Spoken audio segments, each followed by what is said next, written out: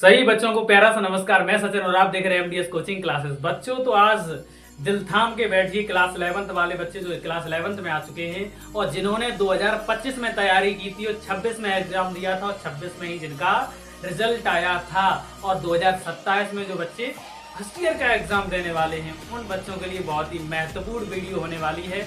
तो बच्चों ध्यान लगाकर सुनिए, क्योंकि वीडियो में आपको बहुत अच्छी चीज हम समझाने वाले हैं और बताने वाले हैं। इस वीडियो में आपको मैं समझाऊंगा कि क्लास 11th में आप कौन से सब्जेक्ट का चुनाव करेंगे और कौन सा सब्जेक्ट आपके लिए बेस्ट होने वाला है और कौन सा सब्जेक्ट आपके लिए बेस्ट होने वाला है और सब्जेक्ट क्यों बेस्ट होने वाला है, आखिर वो सबसे अच्छा सब्जेक्ट क्यों रहेगा आपके लिए।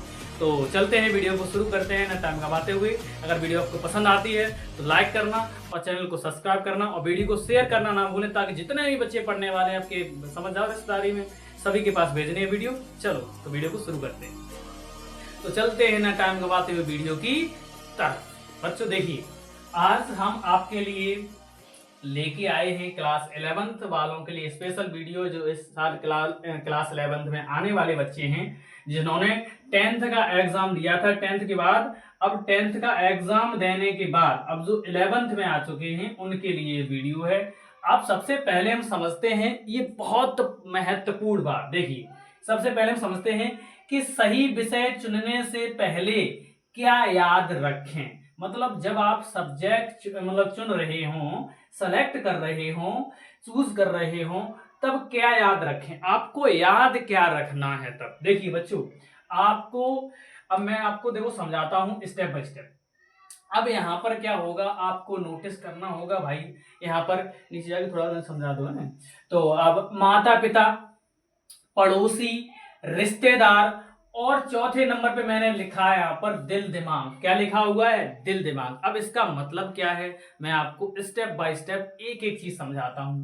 देखिए ध्यान से, यहाँ पर आपके माता पिता भी जोड़ देंगे, वो भी मतलब उनका भी अट्रैक्शन आपके ऊपर जाएगा, पड़ोसियों का भी जाएगा जब सब्जेक्ट का चुनाव होगा तब, और रिश्तेदारों का भी जाएगा और आपके दिल का भी जाएगा। मतलब एक इंसान, आप देखिए भाई, एक इंसान और कितने लोगों का अट्रैक्शन उस पर होगा।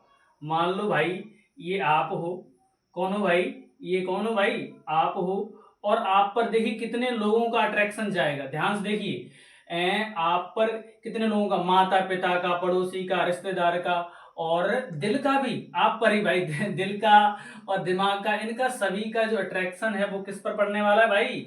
आप पर पड़ने वाला है। ठीक है, तो अब क्या होगा इस तरह समझिए। यहाँ पर देखिए, माता पिता कहेंगे कि बेटा मतलब मैथ नहीं बायोलॉजी ले लो, या पड़ोसी कहेंगे बायोलॉजी नहीं मैथ ले लो, या फिर रिश्तेदार कहेंगे ये नहीं ले लो, या फिर तुम क्या करोगे कि इनका देख के पड़ोसी ने कौन सा लिया है मैं भी वही ले लेता हूं, या फिर रिश्तेदारी में हमारे मामा के लड़के ने ये लिया है तो हम भी ये ले लेते हैं। ये सब चीजों का मतलब असर पड़ेगा। अब देखो ध्यान से, जो दिमाग होगा आपका, कौन होगा? दिमाग। तो दिमाग का भाई जो होगा यहाँ पर तीन जगह असर जाएगा। ध्यान से देखिए, माता पिता, पड़ोसी और रिश्तेदार।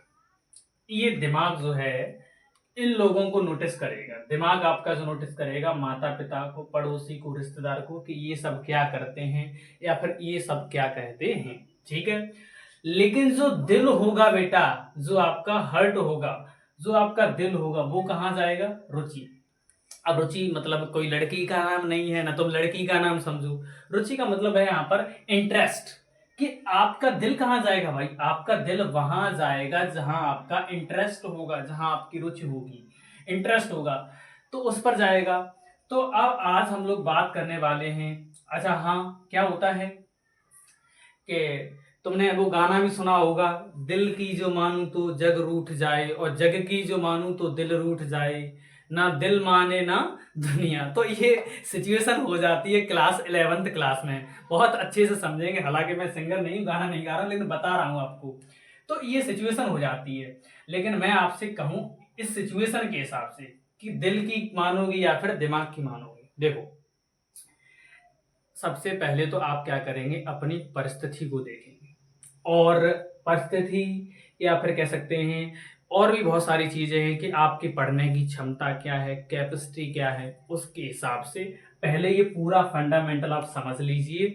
उसके हिसाब से, अपने हिसाब से देखिए कि आपके हिसाब से क्या अच्छा रहेगा और आपका इंटरेस्ट किस में जा रहा है, आप उस सब्जेक्ट का चुनाव कर सकते हैं। ठीक है, ये यहाँ पर मैंने आपको समझाया और बात बहुत सारे लोग होंगे वो आपको समझाएंगे। देखिए अब यहाँ पर हम लोग समझने वाले हैं क्लास 11th क्लास में कौन सी स्ट्रीम बेस्ट रहेगी आपके लिए, मतलब कौन सा जो सब्जेक्ट होगा, कौन सी स्ट्रीम होगी आपके लिए बेस्ट होने वाली है, सबसे अच्छी होने वाली है और क्यों होने वाली है। हाँ भाई, इसका जवाब भी मैं दूंगा आज आपको कि ये जो स्ट्रीम है वो अच्छी क्यों है, मतलब बहुत अच्छी, सबसे अच्छी क्यों है, उसका भी जवाब देने वाले हैं।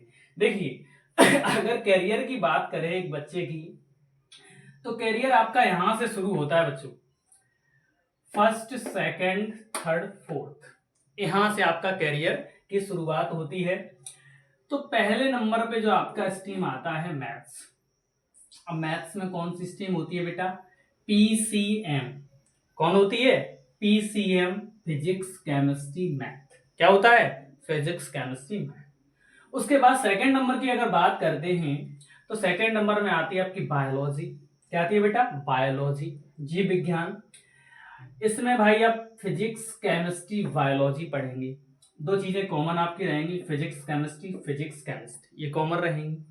उसके बाद बेटा बात करें हिंदी इंग्लिश, किसकी, हिंदी इंग्लिश दोनों में पढ़ने के लिए मिलेगा आपको, हिंदी इंग्लिश इसमें भी पढ़ने के लिए मिलेगा और हिंदी इंग्लिश इसमें भी पढ़ने के लिए मिलेगा। कुल मिला के 5 सब्जेक्ट आपके अगर पीसीएम लेते हैं तो इसमें, और 5 ही सब्जेक्ट इसमें रहने वाले हैं। तो ये था आपका साइंस साइड का सिस्टम। ठीक है, उसके बाद आर्ट में देखिए आकर के, आर्ट साइड में क्या होगा बेटा, आप आर्ट साइड में पढ़ने वाले हैं, ये आपका इंग्लिश हो जाएगा, हिस्ट्री हो जाएगा और उसके बाद साइकोलॉजी हो जाएगा, इकोनॉमिक्स, मतलब इस तरह के जो चैप्टर जितने भी है, इतिहास, भूगोल, नागरिक शास्त्र, ये सब्जेक्ट जो हो जाएंगे आपके किसके, आर्ट साइड के हो जाएंगे। कॉमर्स की बात करें भाई, कॉमर्स में आपके ये हो जाएंगे, मतलब इसमें मतलब ये हो जाएगा आपका इंग्लिश हो जाएगा और इकोनॉमिक्स, अर्थशास्त्र हो जाएगा और बिजनेस, मतलब आपका जो बिजनेस का जो होता है, बिजनेस बीएस का मतलब होता है बिजनेस स्टडी। ठीक है, और अकाउंटेंसी होता है, मतलब ये सब आपके सब्जेक्ट होते हैं, वाणिज्य वगैरह इन्हें कहते हैं। तो ये सब्जेक्ट जो होंगे आपकी कॉमर्स के होंगे। ठीक है, ये आपका लास्ट में सबसे मैंने लिख दिया क्योंकि इसका सबसे लास्ट में ही वैल्यूबिलिटी होता है, वो तो आपके बच्चों के इंटरेस्ट के हिसाब से। ठीक है, अब देखिए समझिए, अब सबसे ज्यादा इधर देखिए कि सबसे ज्यादा यूज ट्रेंडिंग कह सकते हैं, जिस टाइम पर ट्रेंडिंग में चल रहे हैं, ब्रांड हैं, तो ये हैं। अब ये यहाँ पर देखिए सबसे पहला जो होता है आपका पीसीएम। इसमें आप जेई, अगर आप इसे सेलेक्ट करते हैं तो इसमें आप जेई का एग्जाम देंगे। किसका देंगे आप, जेई का।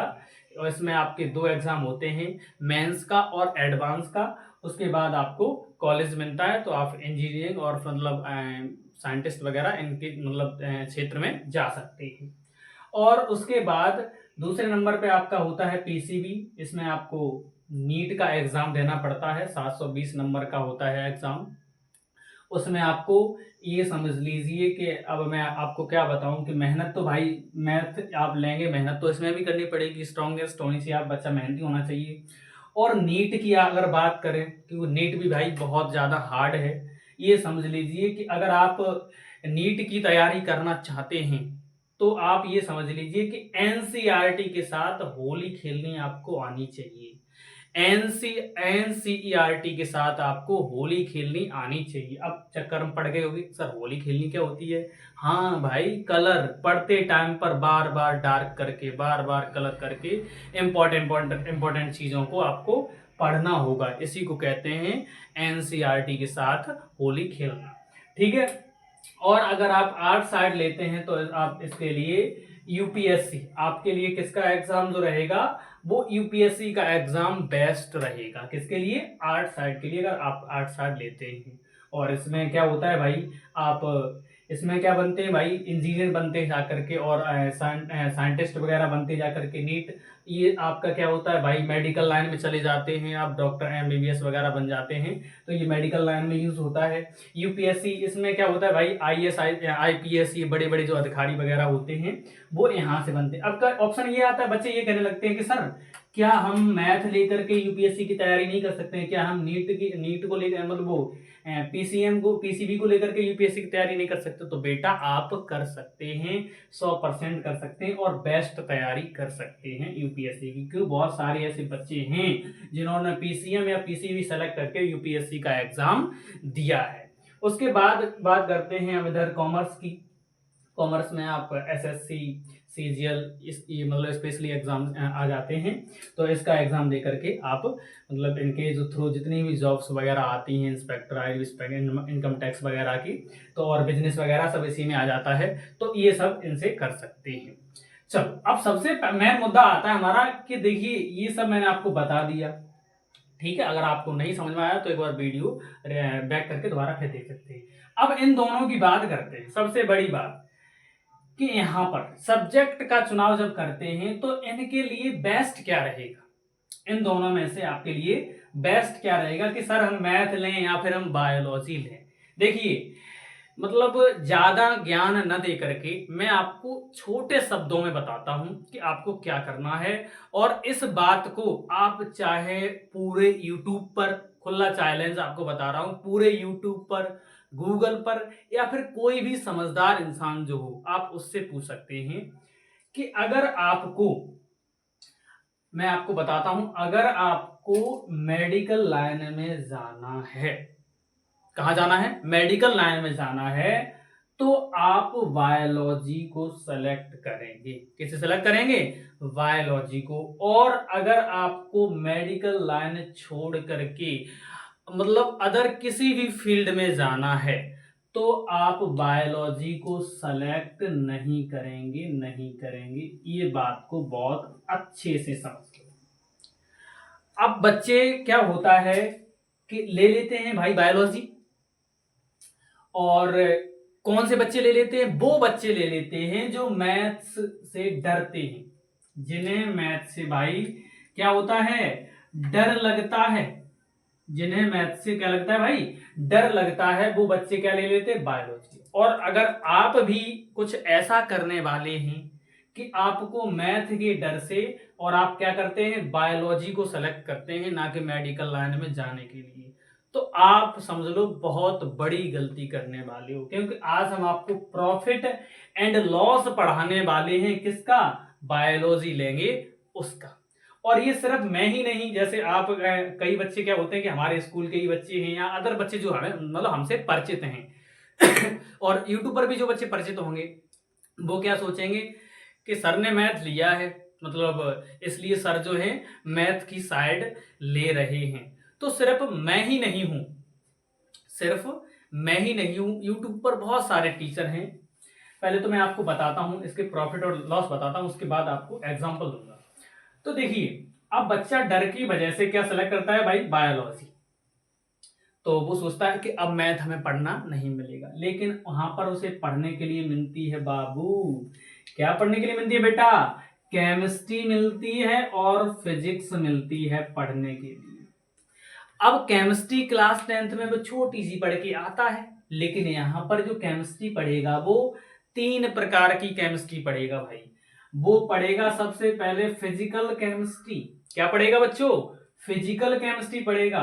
उसके बाद पढ़ेगा इनऑर्गेनिक केमिस्ट्री पढ़ेगा बेटा। क्या पढ़ेगा? इनऑर्गेनिक केमिस्ट्री पढ़ेगा। उसके बाद बच्चों क्या पढ़ेगा? ऑर्गेनिक केमिस्ट्री पढ़ेगा। ये 3 प्रकार की केमिस्ट्री पढ़ने वाला है। कौन? वही स्टूडेंट जो 10th क्लास में था। अब फिजिकल केमिस्ट्री भाई, इसमें क्या आता है? फंडामेंटल ऑफ मैथमेटिक्स, गणित की बहुत सारी चीजें, अवकलन, समाकलन और भी बहुत सारी चीजें हैं। और अभी मैं बता दूं कि जो 10th का बच्चा होता है वो 11th के और 12th के मैथ्स के बारे में उसे बिल्कुल भी नॉलेज नहीं होती है। तो ये सब चीजें आपको मैथ में पढ़ने के लिए मिलेंगी। और फिजिक्स में भाई मैथ आता है। अब बच्चा फंस गया यहाँ पर आकर के भाई कि उसने डर की वजह से छोड़ दी थी बायोलॉजी, और वो सॉरी मैथ छोड़ दिया था और बायोलॉजी ले ली थी, और अब उसे फिजिक्स में क्या पढ़, वो केमिस्ट्री में क्या पढ़ने के लिए मिल रहा है? मैथ पढ़ने के लिए मिलता है। तो ये तो बात थी तुम्हारी किसकी? केमिस्ट्री की, इसमें भी आपको मैथ पढ़ने के लिए मिलेगा, फिर आपको वहां पर प्रॉब्लम होगी, और ऐसा वैसा मैथ हाई लेवल का, ठीक है। तो अवकलन समाकलन ये सारी चीजें, ठीक है। उसके बाद बात करते हैं कि फिजिक्स की बात करते हैं। अब भाई देखिए, फिजिक्स में आपके क्या क्या आएंगे भाई। फिजिक्स में आपकी डेफिनेशन आएगी, फिजिक्स में आपके डेरिवेशन आएंगे, फिजिक्स में आपके न्यूमेरिकल आएंगे। तीन तीन चीजें जो हैं आपकी फिजिक्स में आती हैं। अब फिजिक्स में बेटा डेफिनेशन ज्यादा बहुत कम 20 से 30% की मुश्किल से एग्जाम में आती हैं।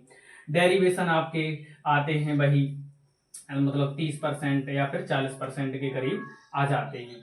और उसके बाद ज्यादातर मतलब परसेंटेज में अगर कहें तो ज्यादातर आपके न्यूमेरिकल्स आते हैं, ज्यादातर न्यूमेरिकल्स आते हैं, ज्यादातर 50% के करीब।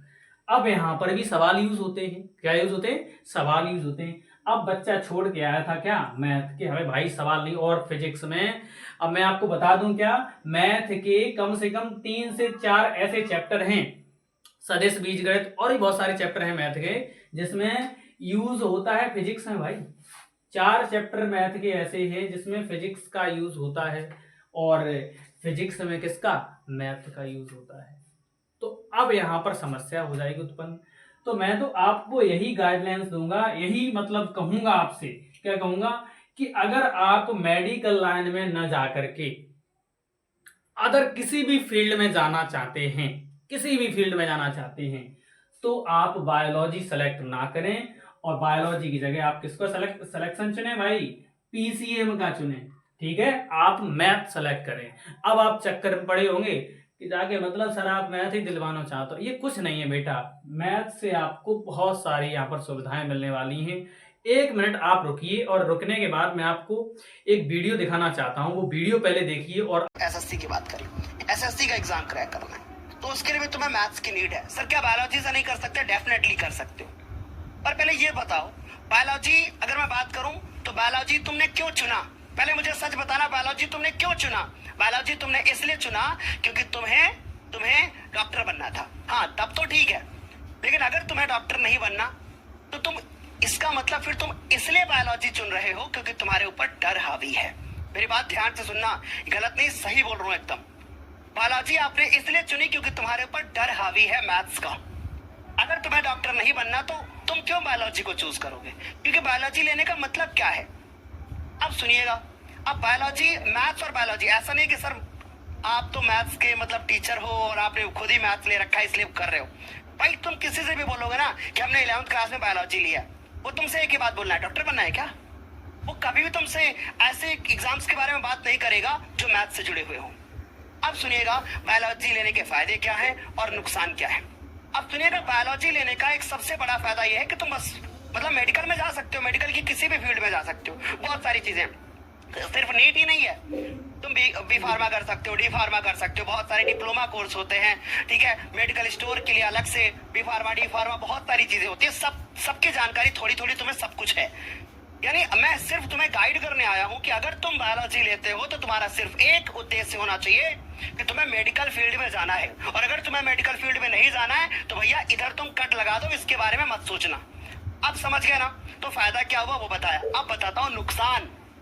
फायदा तो ठीक है तुमने समझ लिया, अब बायोलॉजी लेने का नुकसान क्या है। फिजिक्स और केमिस्ट्री, अगर मैं बात, तुमने बायोलॉजी सिर्फ इसलिए लिया था कि तुम्हें मैथ नहीं पढ़ना पड़ेगा, तो तुम्हें जानकारी के लिए बता दूं कि अब तुम्हें केमिस्ट्री के अंदर भी मैथ पढ़ना पड़ेगा। इधर भी तुमको डिफरेंशिएशन और इंटीग्रेशन के फॉर्मूले लगाने पड़ेंगे। समझ रहे हो मेरी बात? अब अगली चीज सुनो। अब तुमने इसलिए मैथ छोड़ी थी क्योंकि तुम्हें मैथ, मैंने ये नहीं कहा कि बायोलॉजी अच्छी नहीं है, मैंने बायोलॉजी के फायदे बता दिए, अब नुकसान बता रहा हूं। तुमने फिजिक्स ली ना, अब तुमने फिजिक्स इसलिए लिया था, मतलब बायोलॉजी इसलिए लिया था क्योंकि तुम्हें मैथ्स अच्छी नहीं लग रही थी। अब तुम्हें जानकारी के लिए बता दें कि जो मैथ्स के 14 चैप्टर से तुम डर रहे थे, वो मैथ्स के 14 चैप्टर में से 3-4 चैप्टर ऐसे हैं जिनके फॉर्मूले, जिनका कॉन्सेप्ट, जिनका मेथड तुम्हें फिजिक्स में मिलेगा। अब क्या करोगे?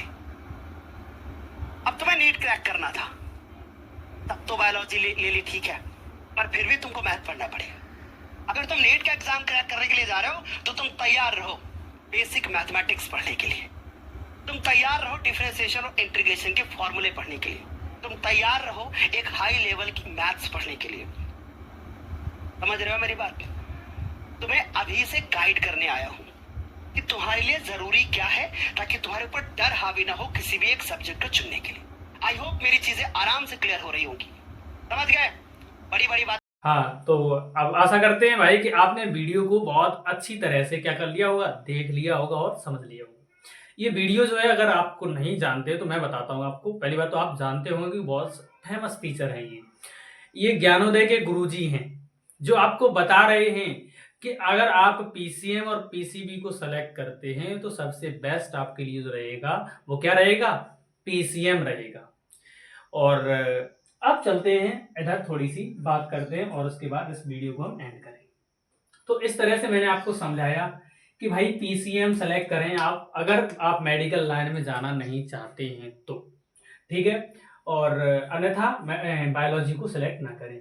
और अगर जैसे आपका एक ही सपना है कि भाई हमें आईएएस आईपीएस ही बन रहा है, या फिर हाँ वो बच्चे हैं, कौन बच्चे हैं भाई जो केवल पास होना चाहते हैं, तो अभी इधर तो देखें ही ना, इधर पीसीएम और पीसीएम एमबी को, और उधर जाकर के डायरेक्ट आर्ट साइड या कॉमर्स वगैरह ले लें तो उनका काम हो जाएगा और वो पास हो जाएंगे, ठीक है।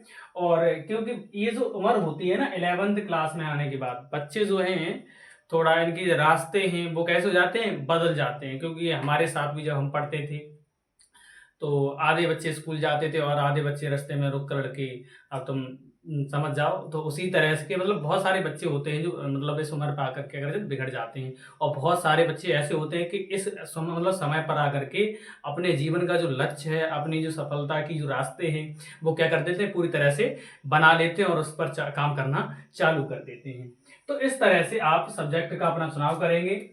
और मैं आपका एक डाउट दोबारा फिर क्लियर करना चाहता हूं कि अगर आप मैथ मतलब मैथ को सेलेक्ट करते हैं तो आप सिर्फ मेडिकल लाइन छोड़कर बाकी आप यूपीएससी एसएससी सीजीएल आप जो भी एग्जाम है वो आप सारे एग्जाम दे सकते हैं, और आपको बहुत आसानी रहेगी हर एग्जाम देने में, ठीक है। आप सोच रहे हो कि यूपीएससी में मैथ या रीजनिंग या ये चीजें नहीं आएंगी, हालांकि आएंगी, जितना भी हो सके उतना आएगी।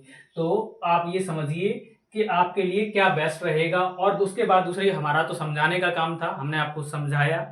हम तो आपसे ये कहेंगे कि भाई देखिए, सबसे पहले आप अपनी क्या भाई जो अपना घर की सिचुएशन है, आपके जो घर की सिचुएशन है उसे देखें समझें, और उसके बाद तुम्हारा इंटरेस्ट किस में है, आपकी रुचि किस में, किस चीज में आपका इंटरेस्ट है, अपने इंटरेस्ट के हिसाब से देखो। भाई बात है कि पता लगी माता पिता ने प्रेशर दिया, और मैं सभी माता पिताओं को भी ये गाइडलाइंस देना चाहूंगा, समझाना चाहूंगा कि देखिए कि आप अपनी मर्जी से दिलवा दें सब्जेक्ट जो भी दिलवाना चाहें, और बच्चा कुछ और पढ़ना चाहता है तो बच्चा कितना भी पढ़ता रहे, लेकिन उसका जो दिल है, वो इंटरेस्ट है, वो उसी सब्जेक्ट में ज़्यादा रहेगा, उसी क्षेत्र में ज़्यादा काम कर पाएगा जिसमें उसका मन लगता है। तो बच्चे को उसके इंटरेस्ट के हिसाब से भी चलने दें। और हर बच्चे से कहूँगा एक लास्ट बात नहीं, अच्छा हाँ, अभी सबसे इंपॉर्टेंट बात तो रहेगी भाई, हमें सब लोग वीडियो भी कमेंट करके बताएंगे कि टीचर कौन कौन बनना चाहता है, क्योंकि बहुत सारे बच्चे हैं। और मैं तो ये कहूँगा जितने भी मतलब बच्चे हैं जो हमारी वीडियो को देख रहा है, वो कमेंट करके हमें ये जरूर बताए कि सर हम ये बनना चाहते हैं, sir I want to be a teacher, sir I want to be a doctor. आप क्या बनना चाहते हैं वो वीडियो की कमेंट में जरूर करें। और मैं आपसे कहूंगा कि ये लोग जरूर कमेंट करें भाई कि टीचर कौन कौन बनना चाहते हैं। अगर मैं ये कहूं भाई कि अब टीचर बनना जो है, टीचर बनना एक यूपीएससी लेवल मतलब यूपीएससी के लेवल का हो चुका है, तो ये गलत बात नहीं है। क्योंकि अब जो, अच्छा मैं गवर्नमेंट टीचर की बात कर रहा हूँ, किनकी बात कर रहा हूँ, गवर्नमेंट टीचर की बात कर रहा हूँ, जो सरकारी टीचर होते हैं उनकी बात कर रहा हूँ।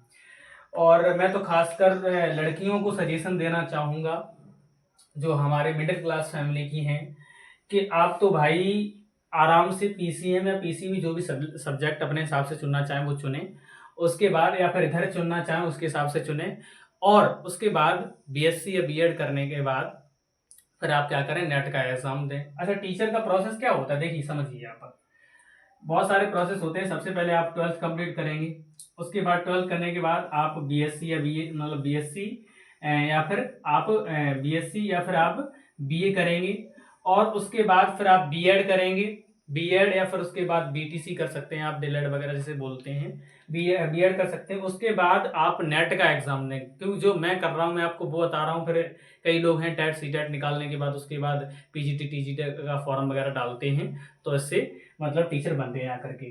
तो लड़कियों के लिए अब मैं आपको बताऊं बहुत ज़्यादा मतलब रिकमेंडेड है क्या लिए, शिक्षक के लिए। तो इनके लिए मुझे लगता है सबसे बेस्ट भी ऑप्शन यही रहता है, फिर उनके इंटरेस्ट के हिसाब से कि उन्हें इंटरेस्ट किस चीज़ में है। तो टीचर का लेवल जो है, गवर्नमेंट की बात करें तो बहुत ज़्यादा करेज मतलब बढ़ चुका है बहुत ज़्यादा, और मेहनत भी बहुत ज़्यादा करनी पड़ती है। हालांकि प्राइवेट तो अब तो 10-10, 12-12 साल के, और कहें तो 5-5, 3-3 साल के बच्चे जो हैं और पढ़ाने लगे हैं। ठीक है, तो ये सब था प्रोसेस आपको समझाने वाला, पढ़ाने वाला। और लास्ट में मैं आपसे यही कहना चाहूँगा कि इतना मैंने आपको समझाया, आपको एक वीडियो भी दिखा दी शॉर्ट ज्ञानोदय के गुरुजी की। तो आप क्या करें, आपका जिस सब्जेक्ट में इंटरेस्ट हो, और मैं आपको फिर कहूँगा कि फिजिक्स केमिस्ट्री तो आपको पढ़ना ही है, चाहे आप मैथ लें या बायोलॉजी लें। लेकिन मैंने आपको बताया आपको प्रॉफिट क्या है और लॉस भी क्या है। और उसके बाद फिर वीडियो में कमेंट करके ज़रूर बताएं कि वीडियो आपको किस तरह से कैसी लगी। अगर आपको वीडियो पसंद आई तो वीडियो लाइक ज़रूर करना और चैनल को सब्सक्राइब करना, और उन बच्चों के पास ज़रूर भेजना जो बच्चे पढ़ने वाले हैं, और कोई ऐसा बच्चा ना हो जिसे जानकारी ना हो और वो क्या करे, सब्जेक्ट का चुनाव कर ले, वही अपने पड़ोसियों अपने रिश्तेदारों को देख करके। ठीक है, तो इस वीडियो में बस इतना ही। वीडियो को शेयर कर जरूर करें। मिलते हैं नेक्स्ट वीडियो में, तब तक के लिए बाय बाय, टाटा और राधे राधे। जय हो बंसी वाले की।